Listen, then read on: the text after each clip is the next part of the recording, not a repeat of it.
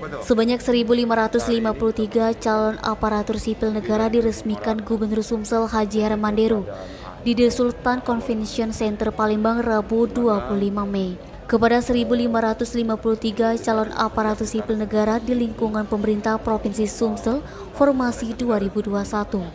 Deru diminta mempunyai integritas yang tinggi dalam menjalankan pelayanan terhadap masyarakat. Seluruh CASN diharapkan untuk jujur, disiplin, dan tanggung jawab penuh.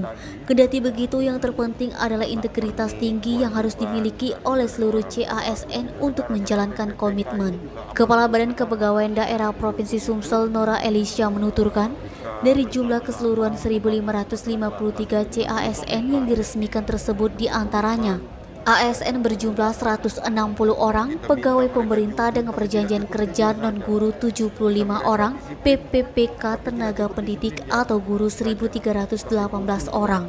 Selain menerima surat keputusan, diharapkan segera melapor ke masing-masing tempat mereka ditempatkan bekerja. Selain itu akan diusul dengan peresmian CASN Formasi tahun 2021, tahap kedua berjumlah 1.748 orang. Edi Handoko, Sumeko TV melaporkan.